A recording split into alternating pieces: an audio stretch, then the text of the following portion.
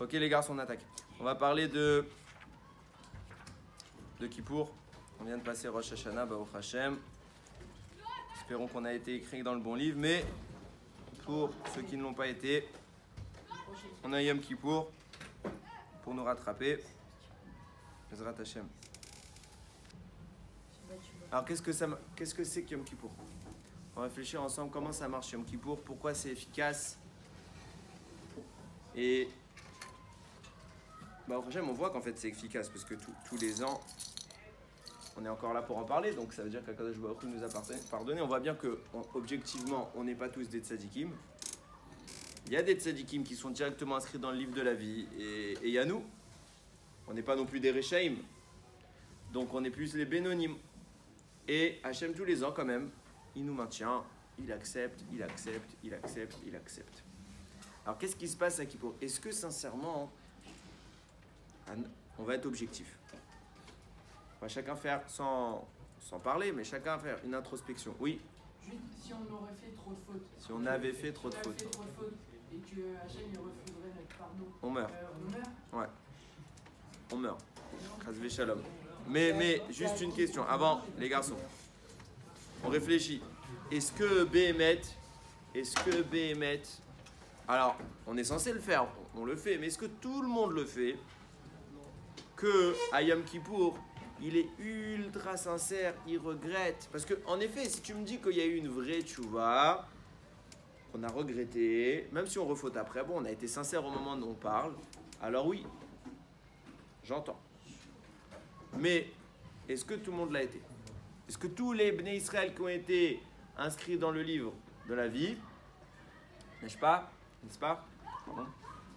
Est-ce que chacun a mérité vraiment avec cette chouva d'être inscrit à nouveau dans le livre de la vie?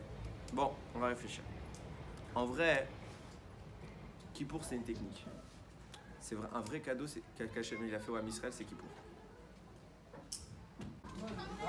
Quelqu'un qui se fait pas pardonner à Kippour, c'est mort, c'est sûr, il meurt. Ah, on y vient. Il peut se rattraper dans l'année. Tu peux toujours te rattraper. Tu peux toujours te rattraper et tu vas voir que déjà Kippour, c'est un micmac.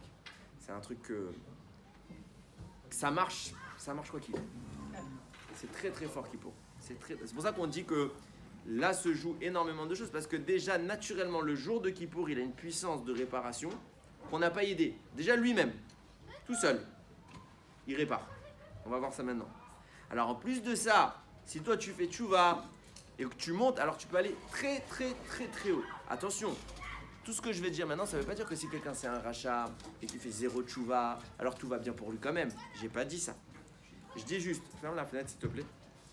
Je dis juste que déjà Kippour, c'est une arme qu'Akadosh Baruch Hu nous a confiée qui est extrêmement puissante, qui nous permet tant bien que mal déjà de réparer énormément. Ok, alors on va réfléchir ensemble. Pour comprendre Kippour, déjà Kippour il est appelé Shabbat Shabbaton. Ok, le Shabbat du Shabbat. C'est un nom bizarre parce que petit 1 Kippour ne tombe pas un samedi, pas nécessairement un samedi. C'est vrai que le premier Kippour de l'histoire, enfin même pas, j'allais dire une bêtise. Le premier Kippour qu'on a vraiment connu en tant que tel, en tant que jour du pardon, c'était quand Moshe Rabbeinu il a réussi à nous sauver, quand on a fait le Vaudor. Bon, on sait que c'est un jour propice, mais qu'est-ce qui se passe ce jour-là? Et quel est le rapport avec Shabbat? Alors nous, on le voit, un petit rapport. On voit qu'il y a les mêmes halachot. On peut pas porter, on ne peut pas transgresser, on ne peut rien faire. Mais pourquoi il a appelé Shabbat? Est-ce que c'est un Shabbat en vrai? Est-ce que déjà, si tu transgresses Kippour, t'es Chayav Mita? Non. Shabbat, je transgresse, je suis Chayav Mita. Donc qui est le plus grave? C'est plus grave de transgresser. Bien sûr, Chayav Mita. Mais d'un autre côté, Shabbat, il est appelé Shabbat. Et Kippour, il est appelé le Shabbat du Shabbat. Donc peut-être que Kippour, il est mieux que Shabbat. C'est Chayav Karet. Attention, j'ai pas dit que Chayav Mita, c'est pire que Chayav Karet. Mais Chayav Karet, on peut s'en sortir. On peut faire tchouva. Mita, bah tu meurs. Tu meurs. Ouais. Chayav Karet, ça veut dire dans le ciel, t'es excommunié, t'es exclu. Ouais. Est-ce que tu vas pardonner quand on fait le jeûne de la parole? Le jeûne de la parole, on peut en parler. Le jeûne de la parole, ça a de la valeur parce qu'on évite de faire du lachon hara. C'est très très bien. Mais les gens qui font le jeûne de la parole et qui toutes les 5 secondes ils font des mimes, ils me font bien marrer. Ils me font bien marrer parce que si tu fais le jeûne de la parole, c'est bien. Tu fais attention à tout ce qui sort de ta bouche. Il n'y a que des paroles de tfilote qui vont sortir. C'est extrêmement puissant. C'est extrêmement puissant. Quand tu fais le jeûne de la parole, tu peux faire des prières, mais. Prière, tu peux parler. Tu peux parler même de Torah. Si un jour il y a quelqu'un qui vient, tu es en plein jeûne de la parole. Ok? Tu as un nid de Dibour. Il y a quelqu'un qui te pose une question à l'Arik. Il te dit là, est-ce que j'ai oublié de dire Amelech HaKadosh. Est-ce que je refais ma Amida ou pas? Tu peux lui répondre oui. Celui qui a oublié de dire Amelech HaKadosh, il refait sa Amida. Tu as le droit, puisque tu parles de Torah, ça ne s'appelle pas que tu as cassé ton jeûne de la parole. Par contre, quelqu'un qui a Yom Kippour, qui fait le jeûne de la parole, et qui voit quelqu'un, il entre dans la synagogue, quelqu'un qui aime bien se moquer de lui, il dit à son copain, là, il a tout cassé. Il n'y a plus aucun intérêt à ne pas parler, c'est un débile profond. C'est un débile profond. Bon, c'est pas mon propos, je veux parler maintenant de Kippour. Alors regardez les garçons, pour comprendre Kippour, on va comprendre Shabbat d'abord. Qu'est-ce que c'est que Shabbat? On a parlé un peu la semaine dernière de Shabbat. Shabbat, on a expliqué la semaine dernière que c'est le jour où Akadosh Baruch Hu fait rentrer le monde dans une continuité. C'est standard, il n'y a plus de nouveauté. Mais il y a quand même quelque chose de spécial dans le Shabbat, c'est que le Shabbat, c'est un des 7 jours créateurs. Or, rien n'a été créé Shabbat. Ah bah oui, 7 jours, ils sont reposés. Ça fait 7 jours, on compte, la semaine dure 7 jours. Shabbat fait partie des 7 jours de la création, mais rien n'a été créé le Shabbat. Alors de quoi on parle? Alors, il faut qu'on se réfère à des propos de Raphaël de Volojine dans le Nefesh HaChaim qui parle là-bas des sacrifices. Quand vous regardez un sacrifice, donc on prend un animal, on le tue, on le brûle. Il y a des sacrifices qui sont venus pour réparer des fautes. Donc on comprend pourquoi Hachem nous a demandé ça. Tu as fait une faute, tu vas réparer ta faute. D'accord. En quoi ça répare, c'est un sujet en soi. Mais d'accord. Il y a des sacrifices que c'est pour rien. C'est juste Hachem, il a dit tout le temps tu dois faire ce sacrifice. Le Korban Tamid, 2 fois par jour, non-stop, toute la vie. À l'époque du Beth Amikdash, on faisait un sacrifice pour Hachem. Et à quoi ça sert? Si toi t'es pas juif, tu vois les juifs aujourd'hui, société moderne.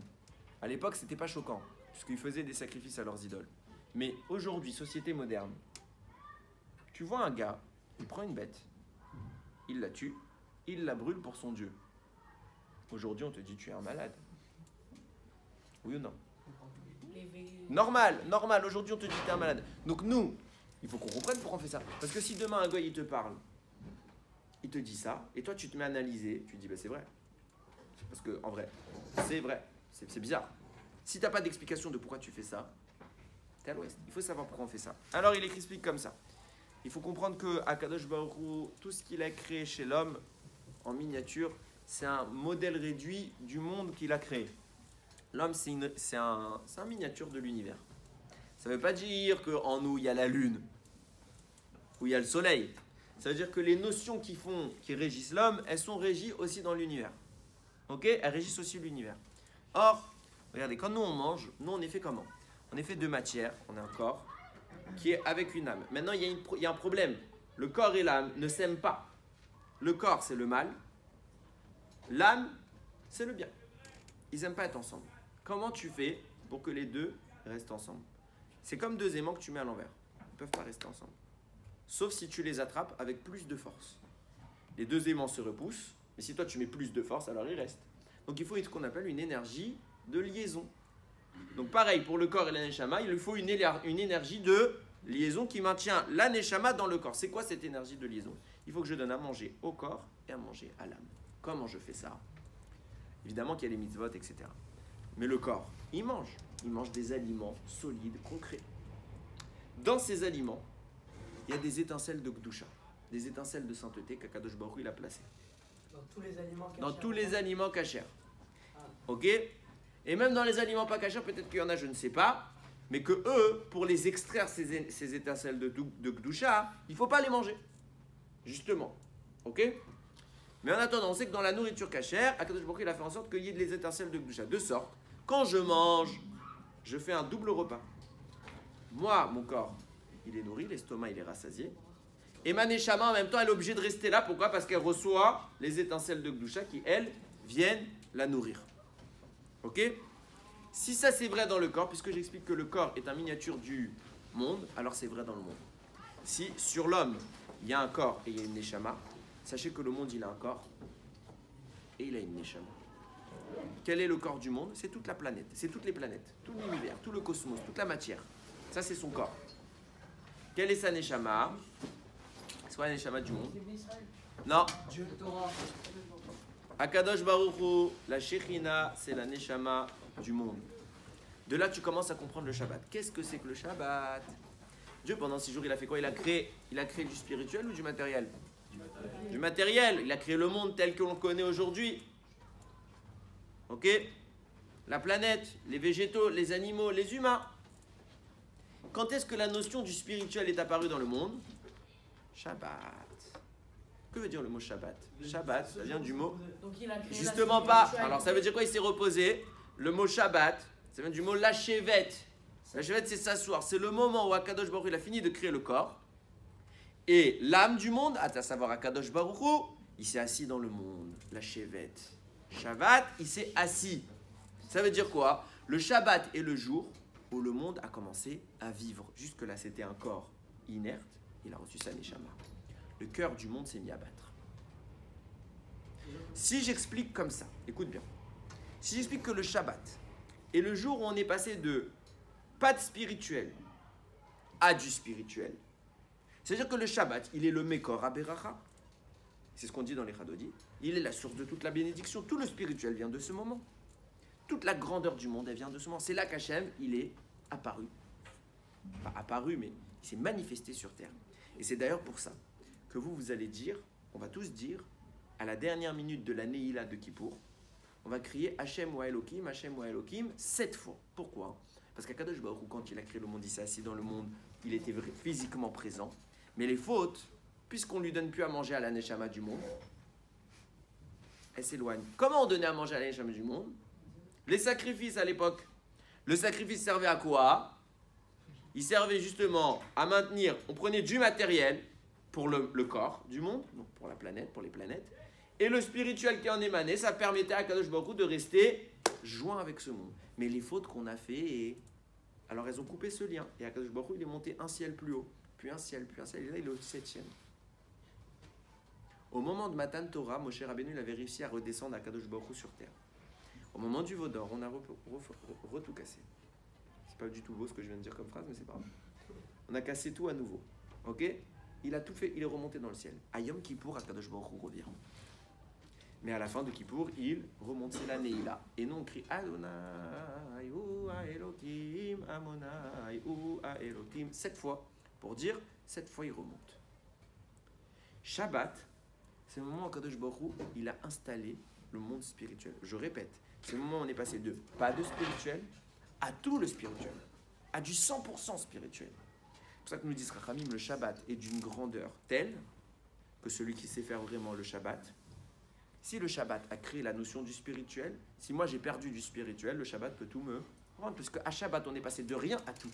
Donc si moi maintenant j'ai perdu un peu, le jour qui passe de rien à tous ces Shabbats, je ne peux pas tout récupérer? Je peux tout récupérer. Je peux atteindre un niveau, le Shabbat, qui peut faire trembler les plus grandes sadikim. Mais le problème qu'on a, c'est qu'on n'y arrive pas. On a un grand problème le Shabbat et on va venir maintenant à ce problème en parlant de Yom Kippour.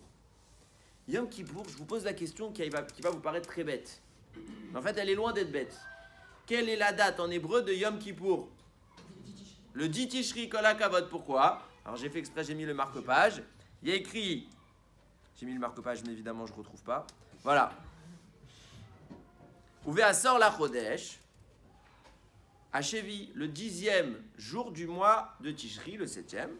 Mikra Kodesh Yachem Viniten Anashotechem Kol Melacha Lo Tasu. Donc, c'est un jour où vous allez affliger votre corps, donc vous allez jeûner, et vous n'aurez pas le droit de faire tout travail interdit.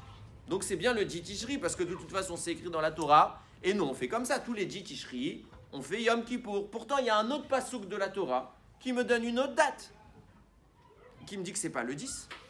Il me dit Shabbat, c'est dans Parashat Emor, Shabbat Shabbaton Ulachem, ce sera le Shabbat des Shabbats. Donc on parle de quel jour? De Yom Kippour. Vinitem et nafshotechem, vous affligerez vos corps, vos âmes. Betisha la Chodesh. Le 9.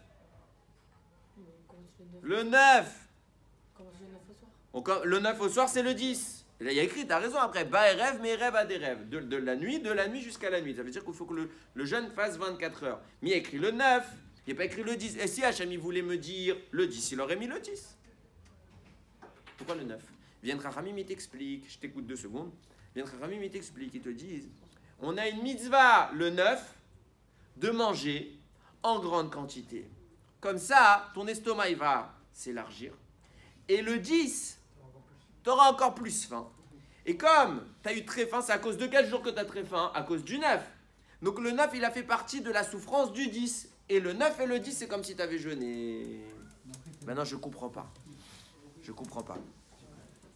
Certes, c'est une explication qu'on comprend, on entend, c'est logique, on accepte. Mais le passage qui dit que le 9, c'est le Shabbat, Shabbaton. Il n'a pas dit que le 9, on mangera. Il a écrit même Veinitem et Nafshotechem. Le 9, pas le 10. Alors c'est vrai, comme je vais manger le 9, ça s'appellera que même le 9, je me suis fait souffrir. Parce que le 9, c'est ce qui va me faire souffrir. Mais il y a écrit que déjà le 9, il s'appelle Shabbat, Shabbaton. En plus, vous entendez le mot Shabbat, Shabbaton. Le Shabbat du Shabbat. Ça veut dire qu'il y a 2 Shabbats. De quoi on parle? On a un grand problème à Shabbat normal. Le Shabbat est d'une puissance, je vous ai dit, qui est titanesque. Le seul problème qu'il y a, c'est que dans Shabbat, il y a une mitzvah. C'est notre préféré à Shabbat, qui nous bloque. À Shabbat, on a la mitzvah de Oneg Shabbat. Ça veut dire de profiter matériellement du Shabbat. On mange bien, on se repose, on est en famille. Non, faire un foot n'a rien du tout de shabbatique. Absolument pas. Oui, non, ça c'est un kiff matériel, certes, mais c'est pas un kiff cachère à Shabbat. Mais là, celui qui vient, j'ai pas dit qu'on n'a pas le droit. Un enfant, j'explique. Un enfant qui est en bas âge, qui a un ballon et qui court Shabbat avec le ballon, il est matov, c'est un petit. Mais à votre âge, passer sa journée à jouer Shabbat au foot, je vais pas rentrer dans le débat, donc j'attends pas de réaction de vos parts. J'affirme ce que je dis. Je vous dis, c'est clair et c'est pas discutable. Quelqu'un qui passe sa journée à faire un foot Shabbat, il a tout loupé son Shabbat. Point. On ferme la parenthèse. On ferme la parenthèse. Ok, donc je disais Shabbat, c'est quelque chose d'extrêmement sain, mais il y a le Oneg Shabbat. On a donc le côté où il faut se reposer le Shabbat. On a une mitzvah.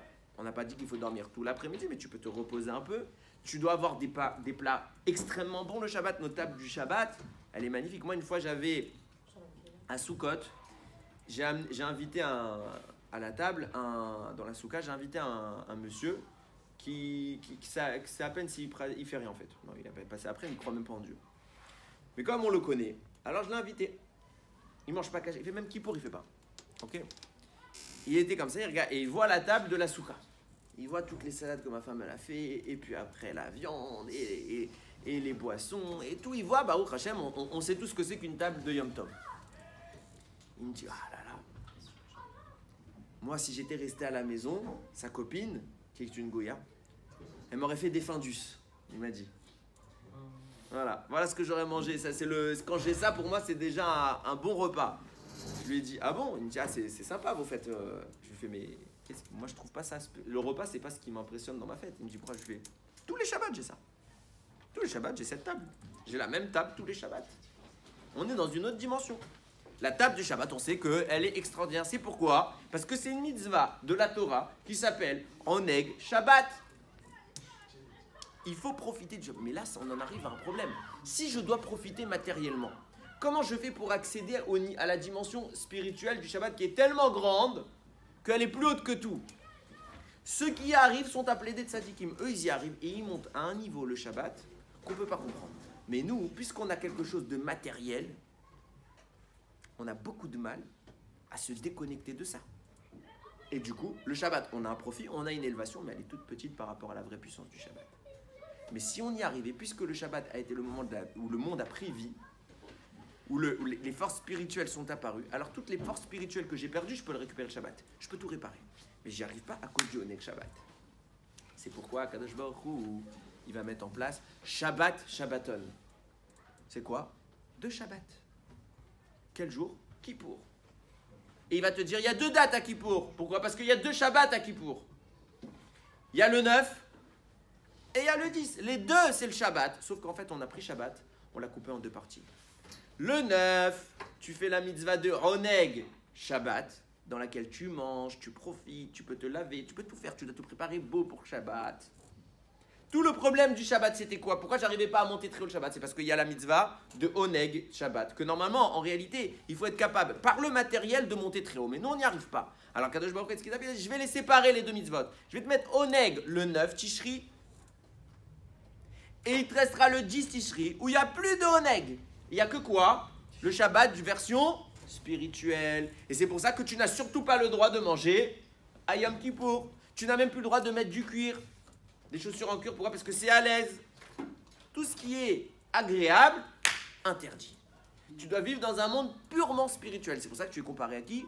Aux anges. Ce jour-là, tu as le droit de répondre à Shema. Tu dois dire Baruch, Shem, Kevod, Malchut, Olam, à voix haute, parce que tu es comme un ange. Tu es purement spirituel, tu n'as plus rien de matériel. À la fin, je t'écoute 2 minutes. Je veux juste évoquer une idée importante. Première étape. Et avec ça, on atteint la Mahala du Shabbat. Juste parce qu'on est dans Yom Kippour. C'est écrit dans la Gemara, celui qui jeûne Shabbat, il n'a pas le droit. Pourquoi? Parce qu'il transgresse la mitzvah de Oneg Shabbat. Je ne profite pas. Je suis en souffrance, alors que j'ai une mitzvah de profiter. Donc je transgresse, j'ai pas le droit. Mais si je l'ai fait quand même, il est écrit que même si dans le ciel, il avait été décrété contre lui, je crois, c'est 70 ans de souffrance, parce que ce qu'il a fait, c'est tellement grave qu'Hachem, il a dit, pendant maintenant 70 ans, je vais le torturer pour qu'il répare. Parce que ce qu'il a fait, c'est très grave. Celui qui fait ça, on prend ce décret, on le déchire dans le ciel, parce qu'il a jeûné Shabbat.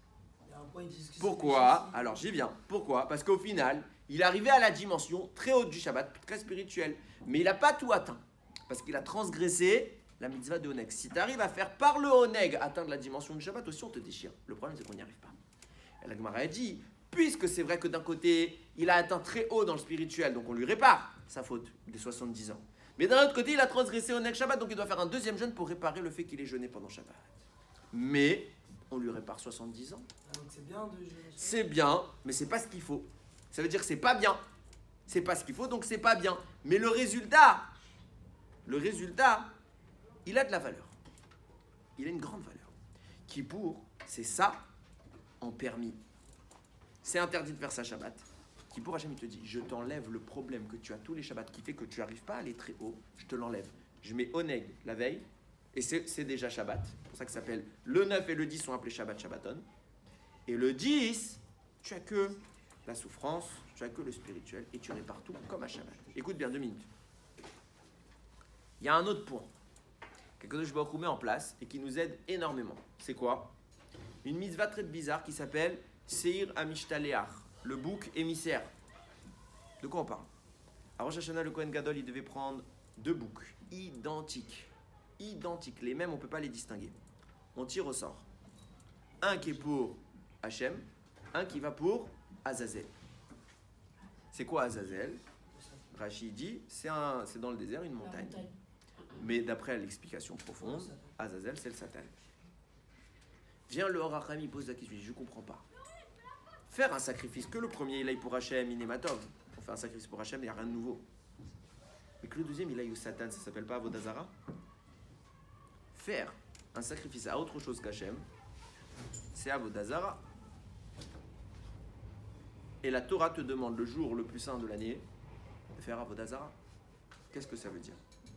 Il répond comme ça. Comment le Satan peut exister? Comment le Satan il fait pour exister? Le Satan, normalement, il ne peut pas exister. Pourquoi? Le Satan, c'est le mensonge.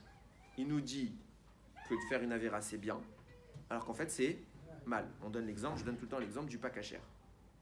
Tu vas à McDo, tu manges. On ne va pas dire que c'est pas bon, c'est très bon. Sans doute, pour que tout le monde court comme ça à McDo, ça doit être très bon. Du porc, les goïms, ils adorent le porc.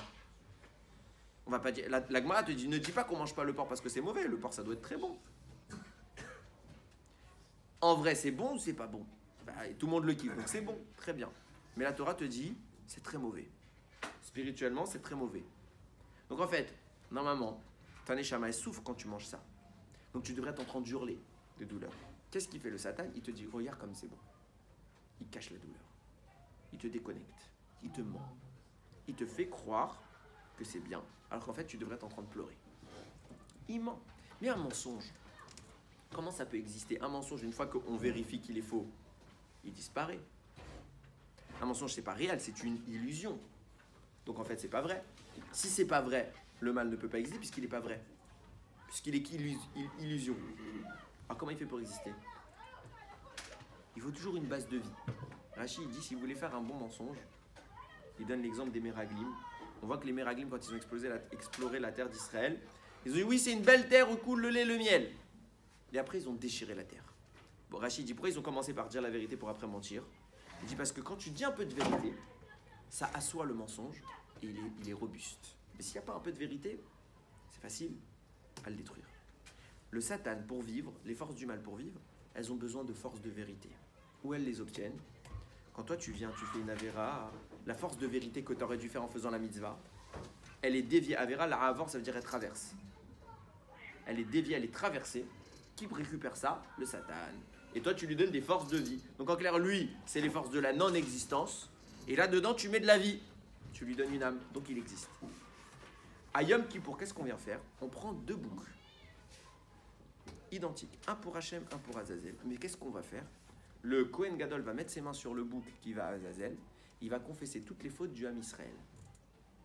Il va transférer toute l'énergie négative de nos Averot sur le Ham Israël. Et qu'est-ce que c'est qu'une Avera? Je vais vous expliquer. C'est ce qui prend la vie, Kadosh Baruch Hu, le flux de vie qu'il nous envoie, et qui le dévie, qui le renvoie ailleurs. Et on envoie ça au Satan. Comme ça, toute la vie qu'il nous a volée, toute l'énergie qu'il a récupérée du ciel, quand il reçoit ce bouc-là, elle est déviée et retourne à sa source. Et à ce moment-là, le Satan, il perd toutes ses forces. Il est tellement faible qu'il ne peut pas ouvrir sa bouche dans le ciel pour nous critiquer. Ouais. Pourquoi avant, ils faisaient ça par exemple et tout le Ham Israël, ils avaient plus de fautes? C'est simple comme teshuva. Ouais. Ils n'ont rien à faire. Ouais, mais ils ont fait des fois d'autres avérotes, ils n'ont pas fait de tchouva. Il y a des fois, il y a eu des problèmes. Et après, je vois quoi, à un moment, il a sanctionné. Mais mieux que ça, il y a quelque chose justement, tu parles des fautes, et c'est sur ça que je voulais conclure. Je vous l'ai sans doute déjà dit cet exemple, je le donne tous les ans. Mais je le redis, c'est pas grave. Ceux qui connaissent, tant mieux. Ceux qui ne connaissent pas, écoutez-le. Imaginez, vous êtes à la maison, en semaine, assis sur le canapé, vous êtes encore un petit, vous avez 7-8 ans. Vous êtes assis avec votre grande sœur, elle est en pyjama, et vous prenez de la grenadine, avec beaucoup de grenadine bien rouge, et vous renversez sur votre sœur pour vous amuser. Vous lui salissez tout son pyjama. Alors elle s'énerve, vous prenez une belle sanction de vos parents. Pourquoi? Parce que papa et maman, ils ne sont pas d'accord que vous vous laissez faire une ânerie pareille. Très bien. Mais vous êtes bien d'accord que ça va, vous avez fait une bêtise, ils vont vous sanctionner. Bon. Cas numéro 2. Mariage de votre sœur. Votre sœur, ça fait des mois, elle cherche sa robe de mariée. Ça fait des mois, elle jeûne pour pouvoir rentrer dans sa robe de mariée. Car elle fait les retouches, elle a choisi, elle fait tout. Elle attend ce moment, une fille, elle attend ce moment toute sa vie, le moment où elle va rentrer dans la roupa comme ça. La mère, elle était avec sa fille à chaque fois qu'elle a fait les essayages.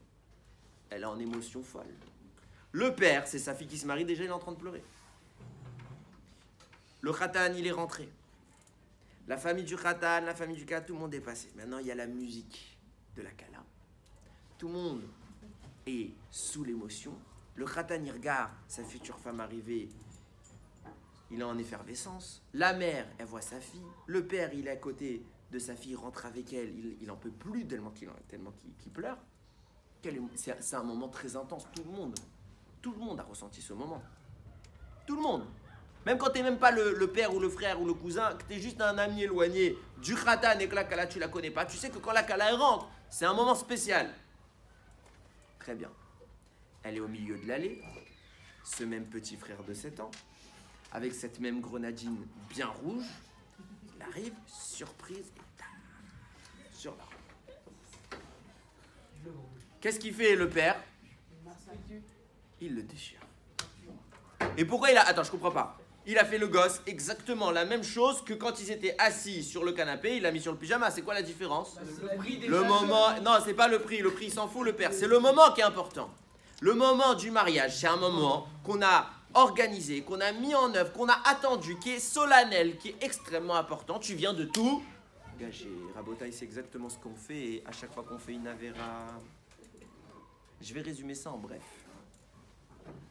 Akadosh Baruch Hu n'est pas dans le temps. Rav Dessler, il écrit, Akadosh Baruch Hu n'est pas dans le temps. Nous, on croit qu'il y a du passé pour Hachem. Il n'y a pas du passé. Hachem, il est actuellement en train de créer le monde. Actuellement en train de punir Adam parce qu'il a fauté. Actuellement en train de détruire le monde à l'époque de Noach. actuellement en train de parler avec Abraham, actuellement en train de faire la Akedat Yitzhak, actuellement en train de libérer le Ham Israël d'Égypte, actuellement en train de traverser avec nous la mer, actuellement en train de nous donner Matan Torah, actuellement en train de voir Shlomo construire le Beth Amikdash, actuellement en train de le détruire, actuellement en train de nous écouter et actuellement en train de mettre Mashiach. Tout ça, c'est un seul instant. Hachem, il n'est pas dans le temps. Il n'y a pas de passé, il n'y a pas de futur, il n'y a que maintenant. C'est nous qu'on est dans la dimension du temps. Ce qui veut dire qu'on va prendre un exemple de tout ce que j'ai dit. Il y a un homme qui s'appelle Abraham, qui pendant 100 ans, vous entendez le chiffre, le nombre, 100 ans, il va se mettre à dos toute la planète. Il n'y a pas un qui ne va pas le prendre pour un fou. Parce qu'il va leur dire, il y a un Dieu. Et eux, ils vont lui dire, non, il n'y a pas ton Dieu, il n'existe pas. S'il y a un Dieu. Et tout ce que vous faites, il n'aime pas. Et tout ce que vous faites, c'est mal. Et il va les critiquer. Et il va se battre contre eux. Toute sa vie, sans arrêt. Un fou. Pourquoi? Parce qu'il aime Hachem. Et il sait qu'il a raison. Pendant 100 ans, il va être traumatisé par quelque chose, Abraham. Mettez-vous à sa place. Il sait qu'il a fait un travail, que c'est le seul homme sur terre qui a fait ce travail. Et que quand il va mourir, il a commencé à connaître Hachem. Il n'y a plus personne qui connaissait Hachem. Et il va mourir maintenant. Donc ça veut dire que toute l'œuvre de sa vie va disparaître. Pourquoi? Parce qu'il n'a pas de fils. Il n'a pas d'enfant. Il a 0. Qui va prendre la suite de son père. Donc il a travaillé pour lui et c'est tout. Tout disparaît. Vous imaginez la scène dans sa tête. Au moment où Hachem vient, lui dire, écoute-moi bien, je vais faire quelque chose de paranormal, de surnaturel. Tu vas avoir un fils. Ta femme, elle a 90 ans. Elle est stérile, tu vas avoir un fils. Tout ce que tu as fait n'a pas servi à rien. Tout ce que tu as fait, il prend suite maintenant. Il prend racine. Imaginez dans son cœur qu'est-ce qui s'est passé. Même Abraham, il ne croyait pas tellement que c'était beau. Hachem lui parle. Prophétie, je ne sais pas comment c'est la prophétie, je ne suis pas prophète. Mais Hachem lui parle, il y a des malachim, de toute façon ça c'était des anges qui étaient venus le voir, etc. Mais, Yitzhak naît, mais c'est magnifique, ça y est, il y a une suite. Il y a une suite. Pendant 37 ans, Abraham va éduquer son fils Yitzhak à aimer Hachem, au plus haut niveau.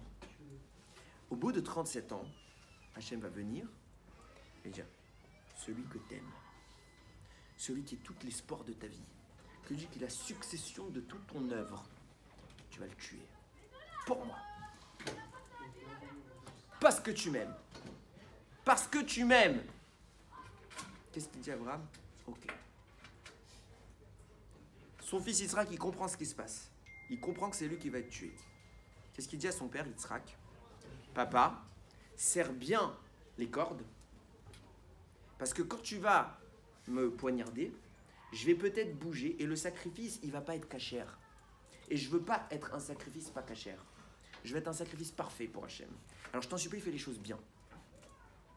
Abraham, il prend le couteau. Il écrit Vaishlach et Tchadou, il a envoyé sa main. Pourquoi il va Vaishlach? C'est forcément pour poignarder ton fils, tu es obligé d'envoyer ta main. Abraham, il dit parce que sa main, elle était tellement cachère à Abraham, elle était tellement sainte, que le meurtre n'est pas compatible avec ça. Sa main ne peut pas tuer, ne peut pas faire une avéra. Et ça, c'est une avéra. Donc sa main, il avait pris le couteau, il a envoyé le cerveau, vas-y, elle ne bougeait pas. Son corps est trop cachère pour faire ça. Il écrit Vaishlach et Tchadou, il l'a envoyé. C'est-à-dire il a dû lutter contre tout ce qu'il est lui-même, parce qu'il aime Hachem, il veut lutter sur tout ce qu'il est pour aller contre sa nature. Il prend la main et dans le ciel, tous les malachim se réunissent autour d'Akadosh Baruch Hu. Hachem, tu te rends compte de ce qui est en train de se passer sur terre? Regarde ces hommes, regarde Abraham, regarde Yitzhak. Regarde ce qu'ils sont prêts à faire pour toi. Dis-lui stop. S'il fait ça pour toi, il n'y a plus de Yitzhak, le monde n'a plus d'odeur. Tu peux pas laisser un truc. Ils sont en train de. Les malachim pleurent. Ils sont en train de pleurer. Tu peux pas laisser faire ça. Vous imaginez Hachem, qu'est-ce qu'il doit être fier de son fils? Enfin, on connaît l'histoire. Il arrête la Hakeda. Mais 2 minutes. Hachem, quand il voit un fils capable de faire ça pour lui, d'aller jusqu'à, il n'y a pas de limite. Vous imaginez comme il est heureux? Quel moment dans le ciel, qu'est-ce qui se passe? C'est tellement important que tous les ans à Rosh Hashanah, on profite un peu de ce mérite. Et c'est grâce à ça qu'on survit. Mais imaginez la simra de ce moment qu'il a attendu. Hachem, un homme capable de ça, ça faisait combien d'années qu'il attendait ça? Il y a eu 1656 ans avant le Maboul. Il n'y a pas un homme qui était capable de faire ça.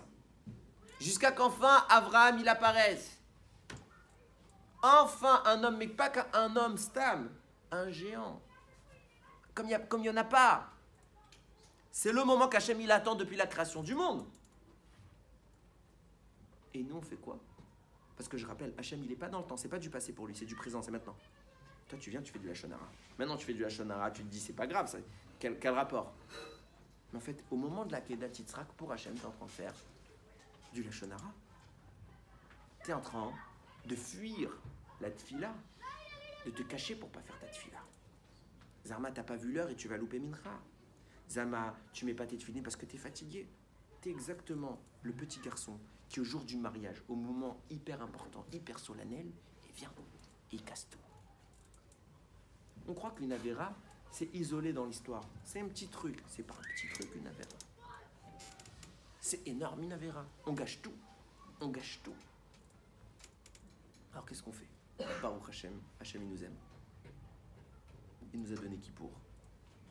Kippour, il nous aide à réparer. Mais les garçons, on n'arrive pas à Kippour en disant « Je vais dormir toute la journée à la maison et je viendrai écouter la Neila ». On arrive à Kippour, tôt le matin. C'est dur? Ouais, c'est le but. Il faut bien qu'à un moment dans notre vie, on fasse des efforts pour lui. On arrive tôt le matin, on fait notre fila de toute notre force, au point de s'évanouir par terre, s'il le faut. Mais au moins, on lui montre qu'on a fait une bêtise et qu'on la regrette. Et que le Shabbat qu'on est en train de vivre, la Gdusha qu'on est en train de récupérer, on la mérite, on la veut vraiment. Le garçon là-bas, qui a gâché le mariage de sa sœur, quand il va grandir, il va comprendre, il va le regretter toute sa vie. Toute sa vie, il va le regretter. Combien nous, on devrait regretter pour Hachem quand on lui gâche ces instants-là? Ah, on n'est pas religieux, Rav, moi je viens pas d'une famille de rabbins. Moi non plus, je viens pas d'une famille de rabbins, vous me la ferez pas. Vos excuses à 2 balles qui justifient toutes les avérotes, il y a un moment, il faut arrêter. Il y a un moment, il faut arrêter. Le seul responsable d'une avéra, c'est celui qui la commet. C'est pas ses parents, c'est pas ses amis, c'est pas son entourage. Ah, les pauvres, ils ont si ça. Bien sûr, des fois, on a des vies difficiles. Mais c'est nous les responsables. Pas de notre vie difficile, de nos avérotes. Il y a un moment, il faut prendre ses responsabilités et de dire Hachem, oui, t'as raison. Je suis fautif, je suis coupable, mais je regrette. Et je suis prêt à faire des efforts. Un petit effort pour toi. Je fais pas Shabbat, je mets pas mes têtes, je mange pas cachère, ce que tu veux. Sur un domaine, je fais un petit effort. Quelqu'un, il fait pas Shabbat. Il dit Hachem, c'est quoi Hachem? Je suis pas capable de faire Shabbat encore. Mais pour toi, je vais prendre une décision que je faisais pas avant. Je fais un peu mieux. J'allume plus la lumière. Juste la lumière. J'allume plus l'électricité. Je touche plus l'électricité. Le reste, je porte. Shabbat, je porte. Je fais pas ma tefila. Mais je fais un effort pour toi. Et après, j'irai un peu plus loin. Mais un peu. Je mange pas cachère? Ok. D'accord, j'entends. Je fais un effort. Un effort dans la cache-route. Il manque aujourd'hui de plats cachères qui sont aussi bons que les plats pas cachères. Il manque. J'ai du mal avec les tefilines, j'ai du mal avec la tefila. Je fais un effort. Hachem, c'est quoi? Je vais pas te faire une belle tefila, mais je vais te faire ma tefila.